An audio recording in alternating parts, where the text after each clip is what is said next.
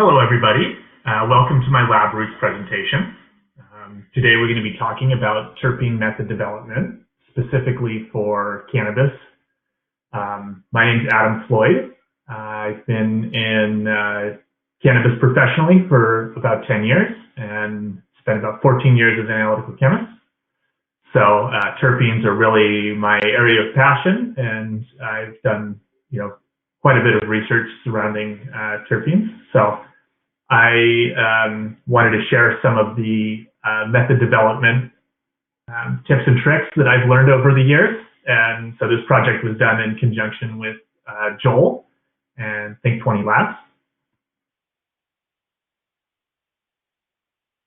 Before we get too far into the meat of this, let's take a step back and kind of talk a little bit about what terpenes are and why they are so important to cannabis. And so terpenes are a classification of aromatic compounds. They're nearly ubiquitous throughout nature. I'm almost positive that terpenes impact your life one way or another daily. They're primarily found in plants, but have also been found in marine organisms and insects. And to a lesser degree, certain higher order animals utilize terpenes. They're built from repeating 5-carbon units called isoprene. And they follow 2 metabolic pathways in cannabis. And there's a tremendous number of varieties of terpenes. Now, it's not completely understood exactly the role that they play in, in plants. There's a lot of evidence that supports terpenes as a crucial part of plant growth regulation, attracting repelling insects, mitigating fungal growth, and a lot of chemical signaling. Just because it's such a diverse category of compounds, and there's so many different variants of it. And so terpenes are also really responsible for the sensory experience of consuming cannabis flower. And there's a lot of thought too that they play a certain role in the medicinal benefits of utilizing cannabis. So there's this whole concept of this synergistic effect, sort of this holistic approach to using cannabis flower versus, say, extracted oil or a more refined product.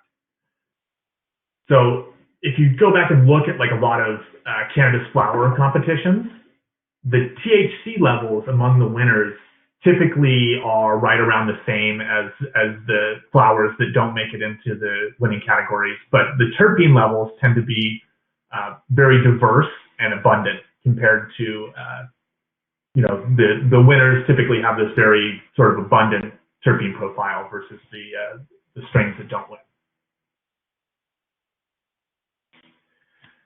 So, when cannabis science first started to really evolve, there was so much focus on cannabinoids, and I think largely there still is, and for good reason. But over the last few years, there's been this sort of shift towards, a larger interest in terpenes and the terpene profiles of strains. And like I was talking about earlier, it's such a key piece to the whole sensory experience of consuming cannabis. I think that people really are becoming more and more curious as to, what unique and interesting terpene profiles these strains have. And, they can vary so significantly from one strain to another. So I think that there's a lot of traction that is starting to build specifically with terpene analysis.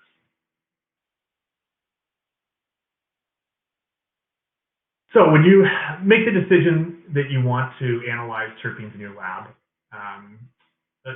unless you're using an out-of-the-box method, which there's nothing wrong with that, but I find personally that a lot of times I like to sort of adjust these methods a little bit to more suit my needs. So if you're starting from the ground up, it's very important to sort of identify some key ideas and concepts around your method before you really begin method development.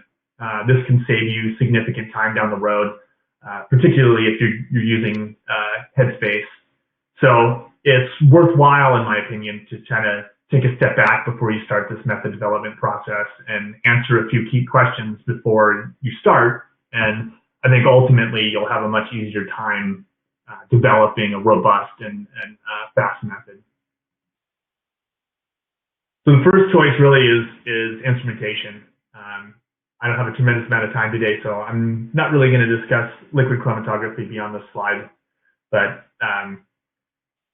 in general, gas chromatography is sort of the gold standard for terpene analysis. There is research that's done using liquid chromatography. I did a tremendous amount of research in plant metabolomics using LC Orbitrap.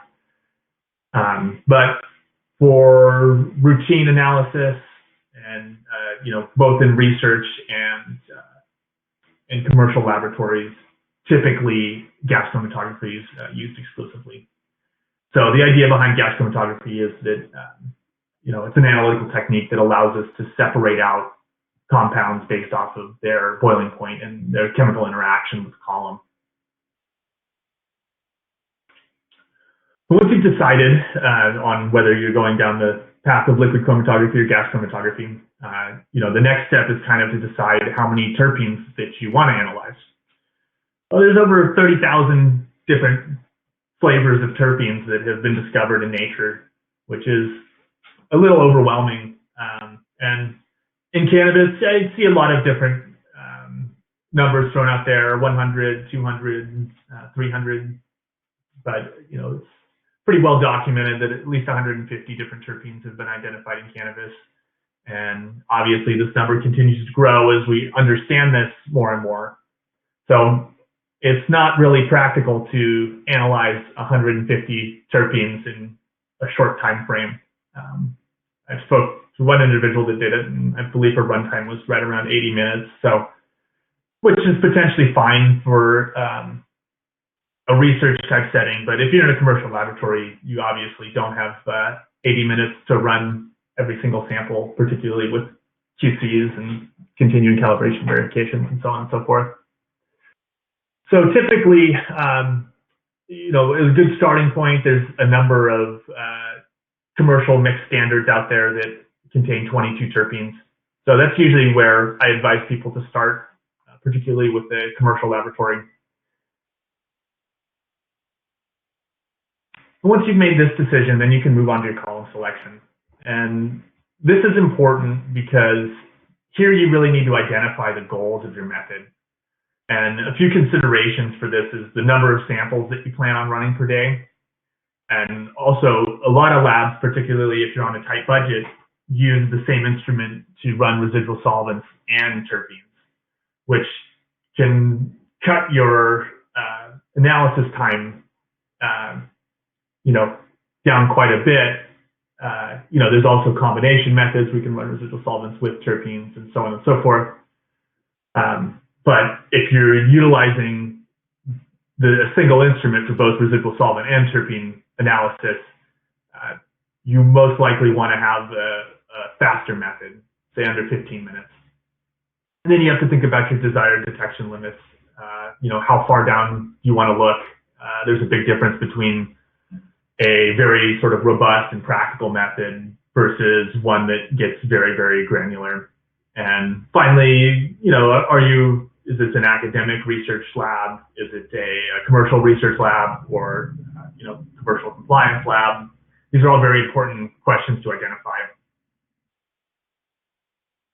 And with that, also, you have to look at sort of the samples that you're going to be running. I've worked in cannabis labs all over the country, and, the types of samples that are received are very regional.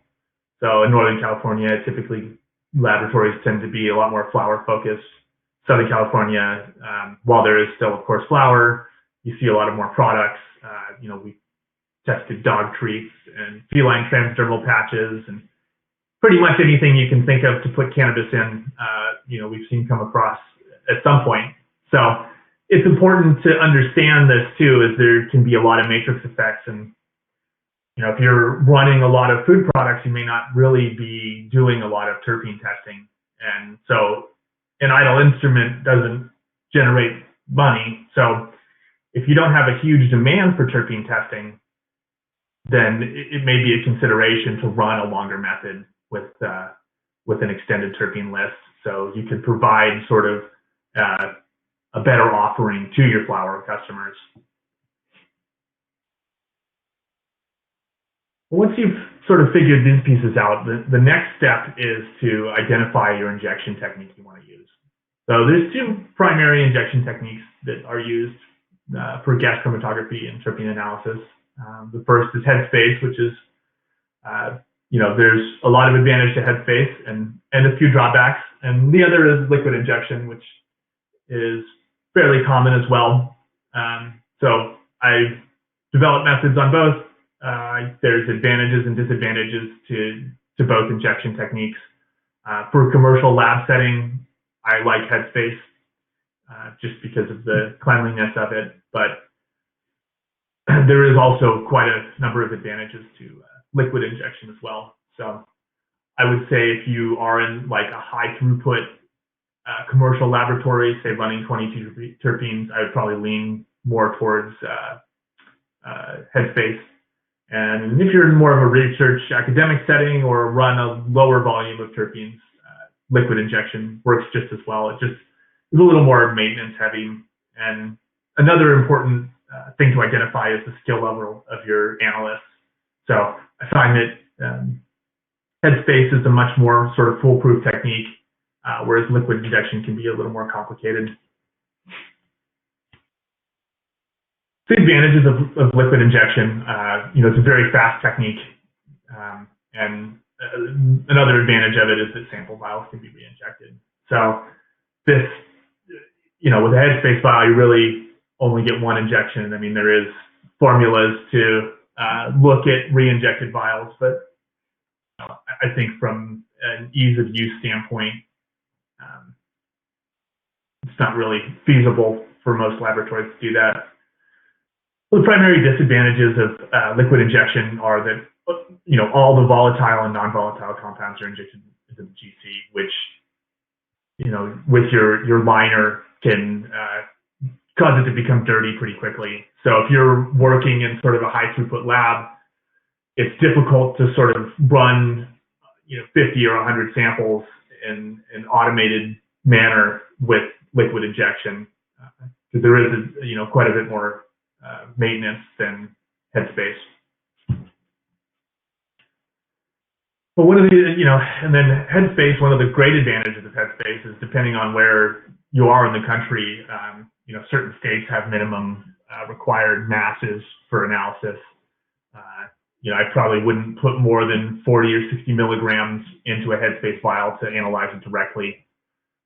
The idea of headspace is that you either analyze, there's multiple ways that you can do this, but for terpene analysis, really you do a total evaporative technique or direct analysis. And so you can just put the sample directly in there and, cook it for 15 minutes and inject it. And it's a pretty effective technique. It's used widely for flower analysis for terpenes in cut flowers and flower research. Now, the problem with direct analysis is depending on your matrix type, you may run into some matrix issues. Oils, particularly, I did an entire study on recoveries from oils with known concentrations and direct analysis, particularly for the heavy boilers. So alpha visible, things sort of towards the end of the list, you can run into a lot of matrix type issues there. The other real big advantage of it is that it's an ultra clean technique. So the amount of day-to-day maintenance and week-to-week maintenance is absolutely minimal. When I was working for PerkinElmer, I ran into a customer that had been using the same filament, I think, for 4 years, which is pretty impressive. So it just goes to show you how clean this technique is, and you get a lot more lifespan out of your column and so on and so forth. One of the biggest disadvantages really to headspace is that the method development is mind-numbingly painful because you have to wait for the vial to heat up. So say you have a 15-minute incubation time, then you're waiting for that 15 minutes plus another 15-minute runtime. So you're looking at 32 minutes plus from injection to injection. But once the method's developed, you really only pay that price first.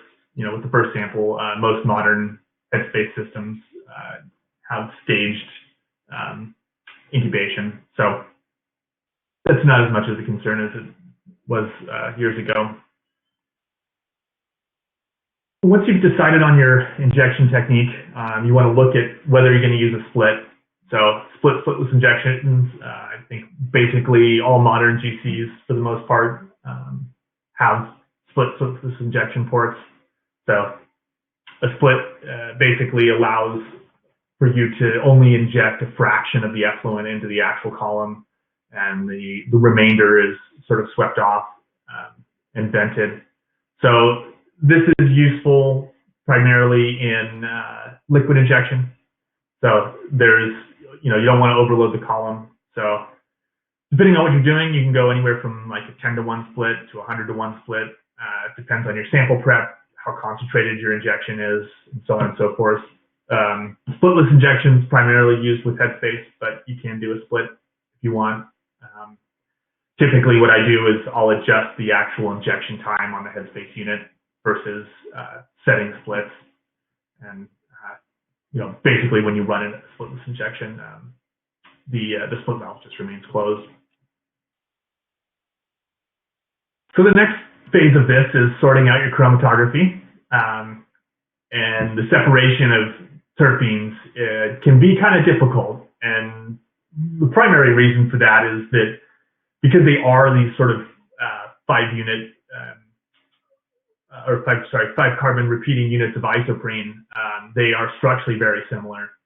And, getting baseline separation can be very important.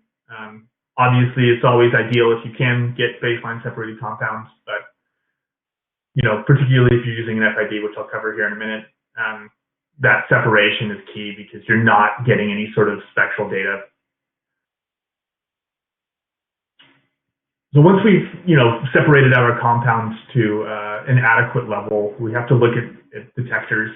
And so there's only 2 that I'm going to cover today that are really relevant to this. Flame ionization detectors, or also commonly referred to as an FID or a FID.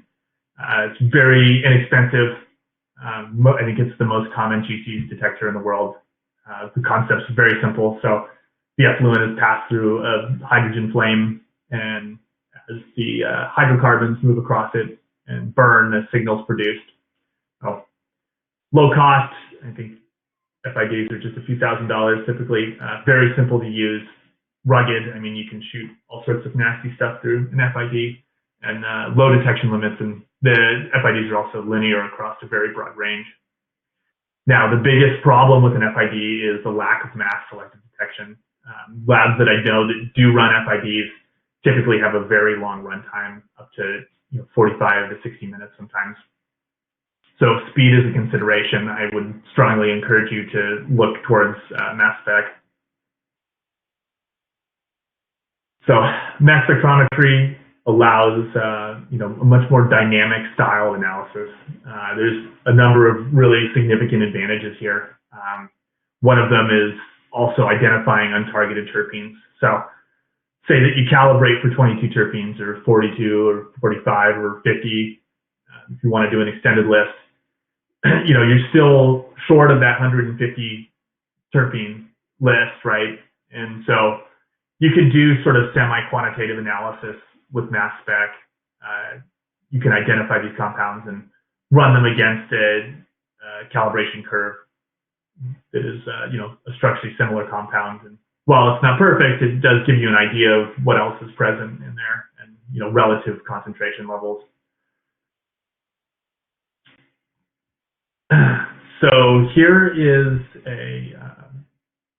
some chromatography from 3 compounds that are sort of notoriously difficult to separate: limonene, cymene, and ocimene.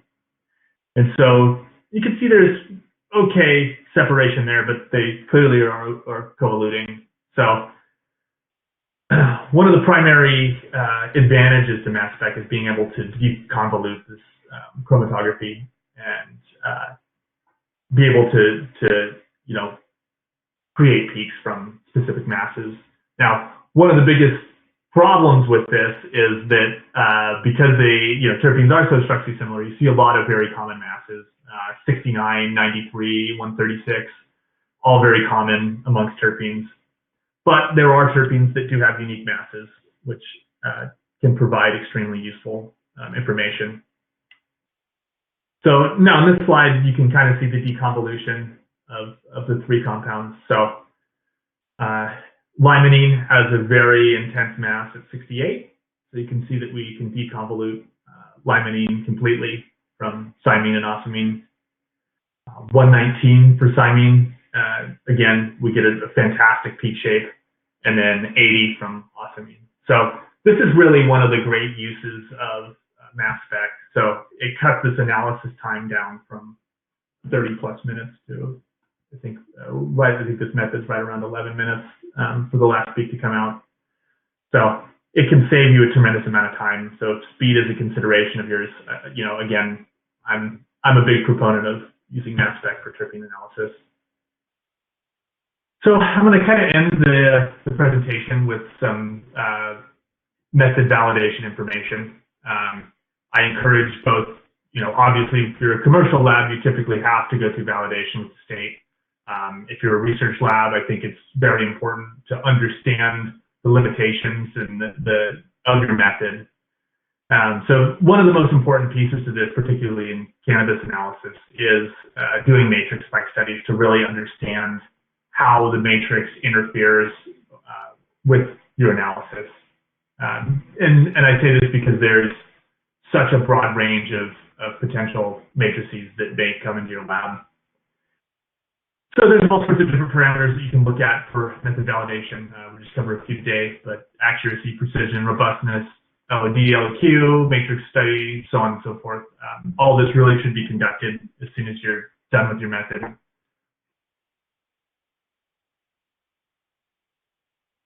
So accuracy is very important. It's the closest of agreement between a test result and an accepted reference value. So you can look at accuracy with either a secondary source or a lot number, or a lot of times PT will be sufficient, right? It's just a measurement of how accurate is your analysis really.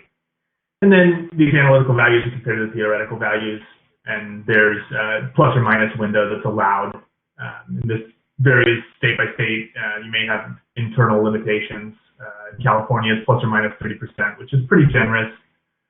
I think typically with most of the methods that I developed, at least initially, were typically under 10% for recoveries. And so if you're a research lab, you may set a stricter internal standard. If you're a commercial lab, plus or minus 30% may be totally acceptable to you. Sensitivity, this is really, really an important metric. It's very key to understand how low you can measure these compounds.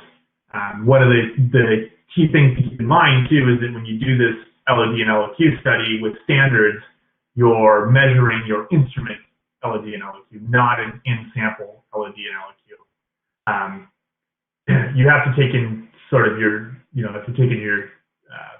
dilution factors into consideration when determining an in-matrix LOD and LOQ.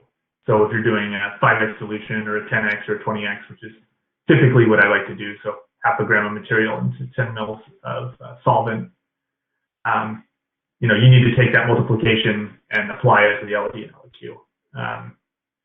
Depending on what state you're in, they may allow you to do repeated injections with the standard deviation for LODs and LOQs.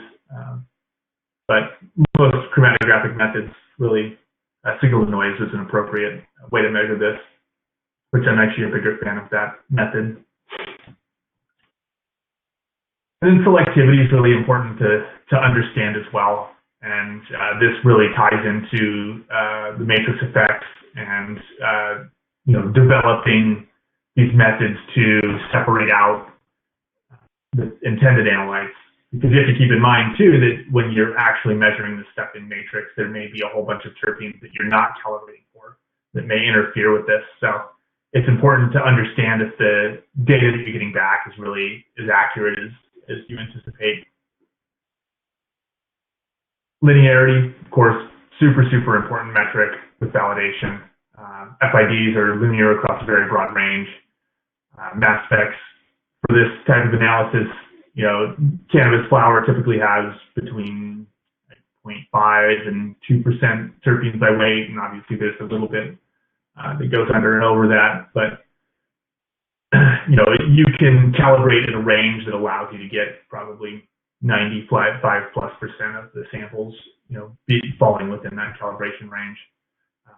I typically never like to calibrate with less than 5 calibration points, and my R-squared value requirement in California is 0.990. I feel like a 0.995 is probably a more appropriate limit, but again, that's either up to you, you or the state, and it does vary from state to state.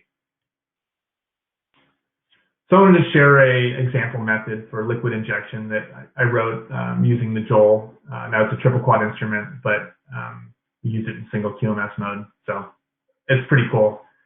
I think the runtime on this is about 12-13 minutes, so it's a pretty fast method. So you're looking at 4 to 5 samples an hour, which is appropriate for the majority of commercial labs. So please feel free to use this and share it all you want. And so in conclusion, I think that terpenes really are such an important and not super well understood piece of cannabis analysis, and such an interesting part of the plant itself. I mean, certainly in the world of cannabis analytics, this is where my passion lies. So I think that there's a lot of mysteries and unknowns that still have to be uncovered about terpenes. And, it's such a cool aspect of our favorite plant. So thank you so much for attending. And if you have any questions, please feel free to reach out to me.